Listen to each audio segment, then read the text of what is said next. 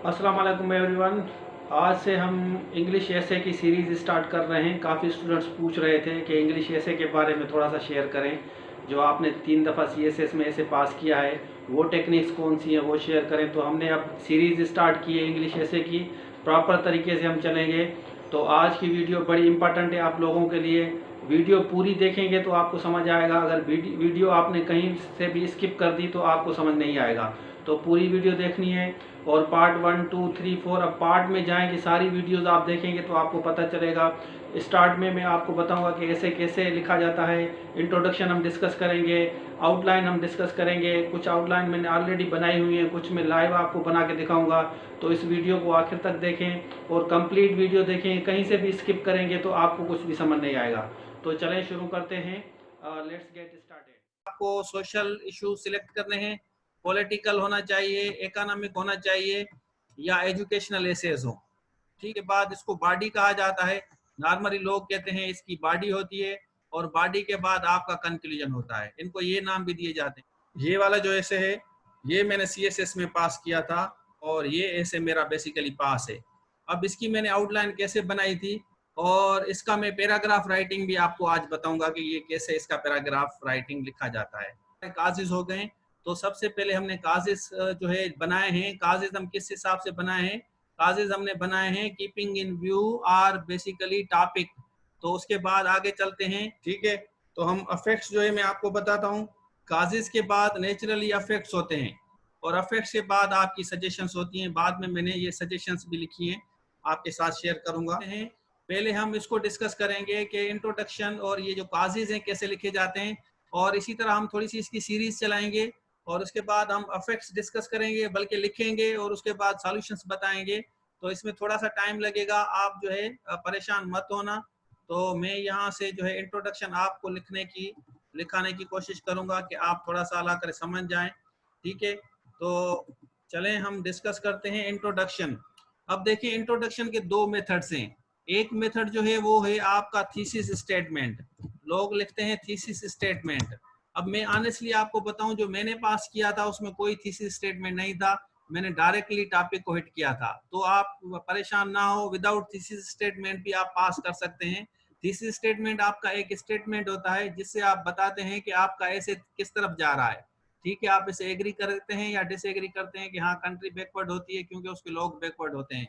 तो यहाँ पे मैं आपको थीसिस स्टेटमेंट वाला फार्मूला नहीं बता रहा। मैंने जो फार्मूला लिखा था मैंने क्योंकि मेरी भी इसमें 47 मार्क आई थी ऐसे में, तो आपको बताऊंगा कि मैंने कैसे लिखा था कि इस तरह भी आप पास कर सकते हैं। ठीक है, तो चलें स्टार्ट करते हैं।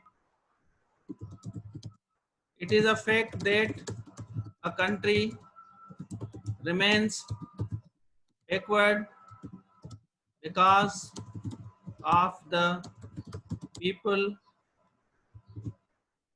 living in the country are backward। अब ये हमारा टॉपिक सेंटेंस है।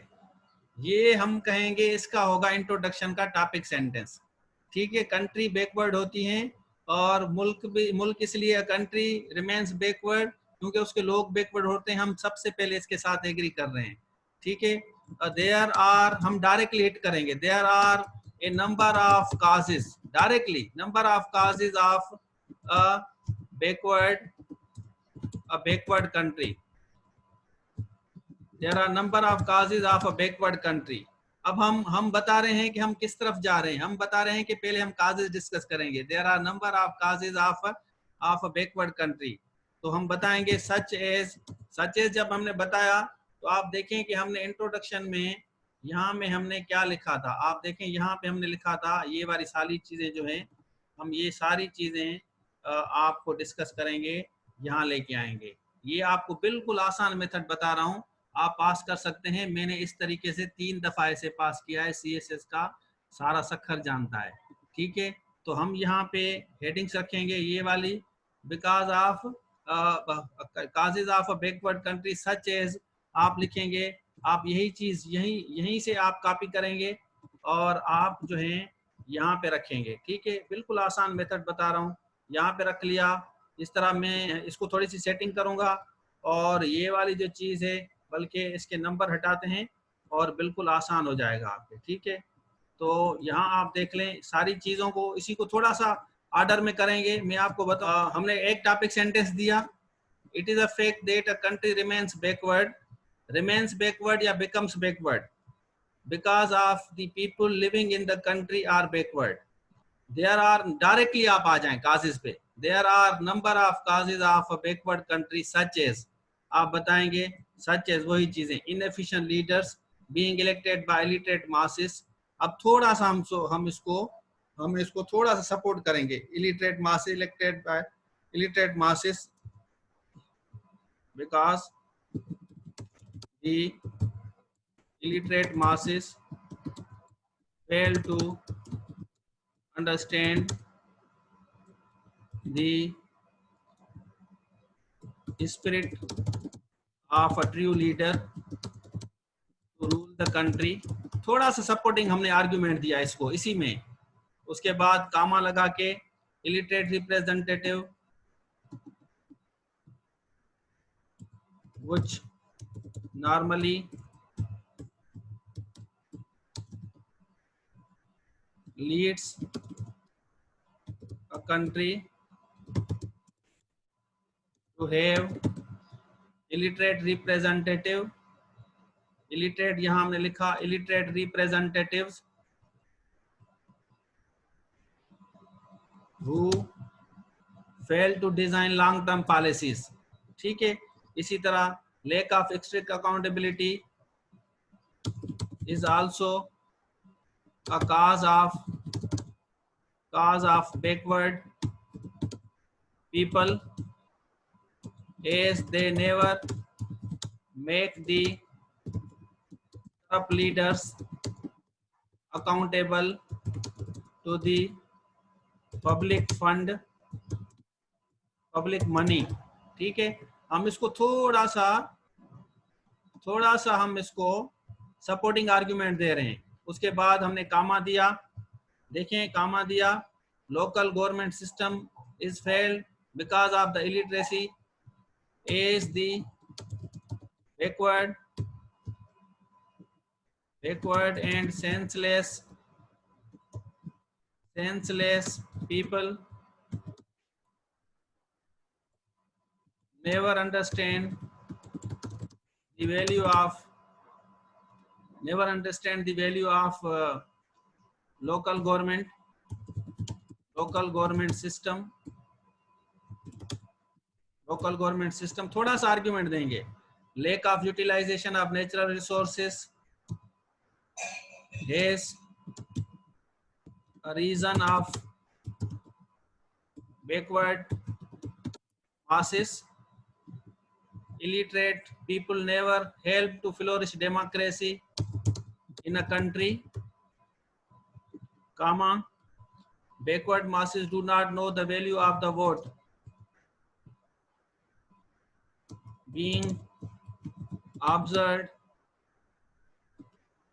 value of the vote, ठीक है,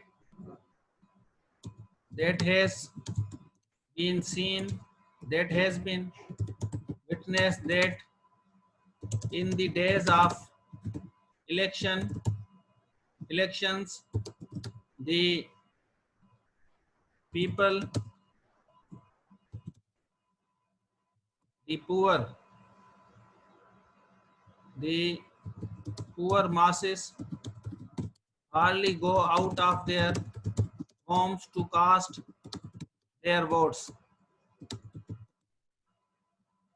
because they do not know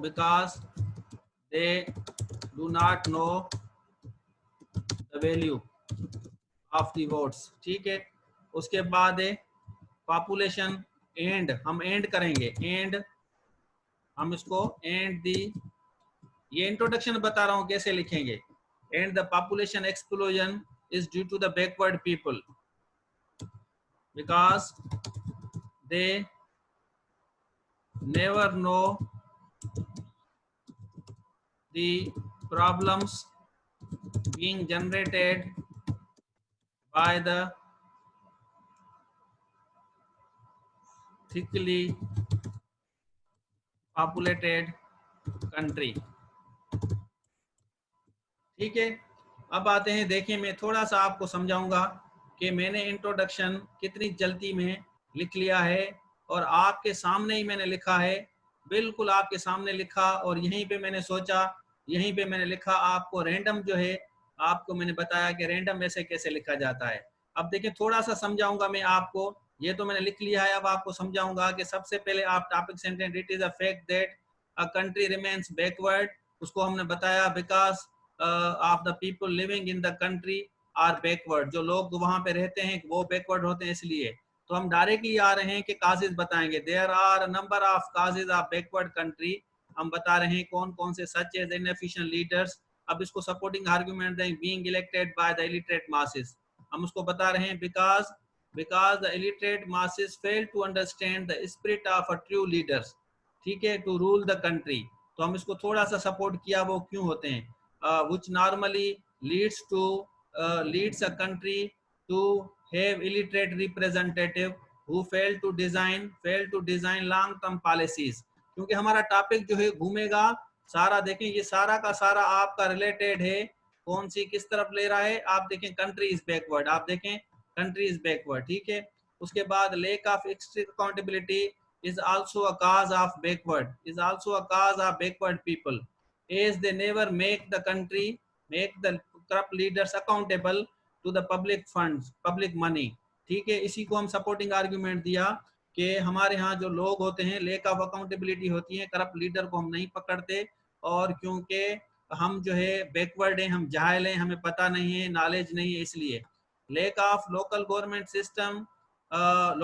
system is failed because of the illiteracy, is the backward and senseless people never understand the value of the local government system। दुनिया में local government system बड़ा काम करती है, इसके आप इसी को और सपोर्ट कर सकते हैं कि दुनिया की जितनी भी तरक्की याफ्ता ममालिक हैं, वहाँ लोकल गवर्नमेंट सिस्टम जो है बड़ा काम करती है, ठीक है। उसके बाद है lack of utilization of natural resources, ठीक है। हम नेचुरल रिसोर्सेज के बारे में भी कभी आवाज नहीं उठाई हमने।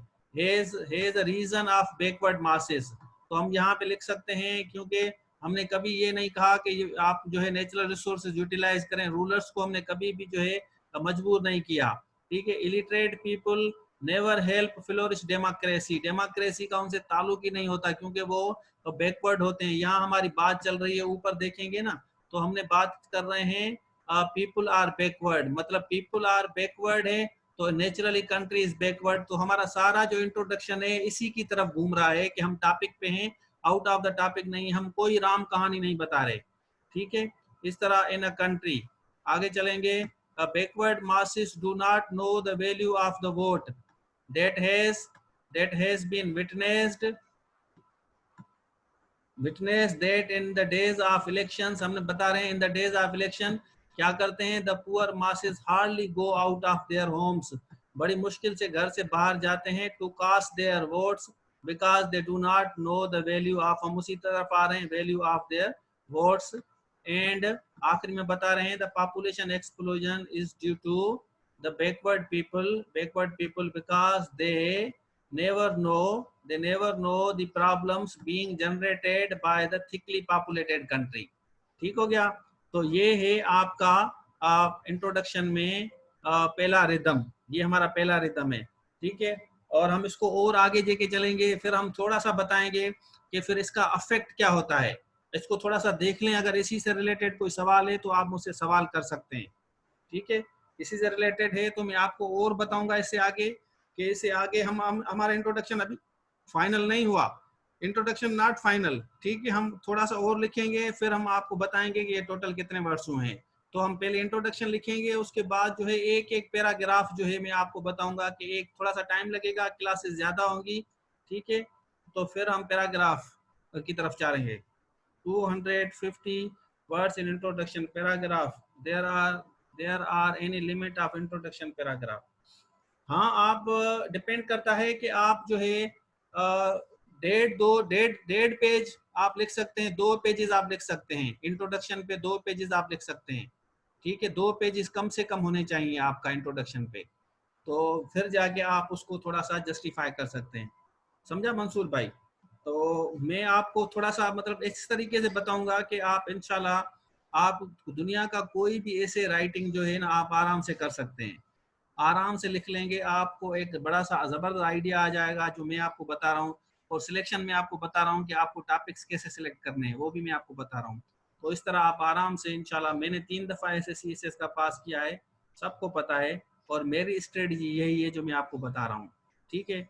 दो I am not a CSP, I am a lecturer professor, by the grace of God still I am happy with what I have got. और क्योंकि मेरी जिम्मेदारी अभी यही है कि आप लोगों को पढ़ाया जाए, ठीक है। अंग्रेजी के अलावा मैं आपको ये सारी चीज़ें भी आपको इंशाल्लाह शेयर करूँगा। तो चलिए आगे चलते हैं हम, जो है अब इसको और आगे पढ़ेंगे। इसको मैं कॉपी करता हूँ, अब आप इसको हम पूरा फाइनल करेंगे, ठीक है। और उसके बाद मैं अभी जो है ऐसे करते हैं कि मैं आपको लिंक दोबारा भेजता हूँ, और क्योंकि अभी 3 मिनट के बाद ख़त्म हो जाएगा, और जो है फिर जो है हम दोबारा इसको रिज्यूम करते हैं। तो 5 बजे से बाद तक हम चलेंगे, क्योंकि दूसरी क्लास मैंने देर रखी है। तो हम कोशिश करेंगे कि थोड़ा सा आपको आज एक्स्ट्रा टाइम दें, जैसे हम ये इंट्रोडक्शन एटलीस्ट पूरा करें और एक पैराग्राफ भी हम लिखें, ठीक है। तो अब जो है मैं आप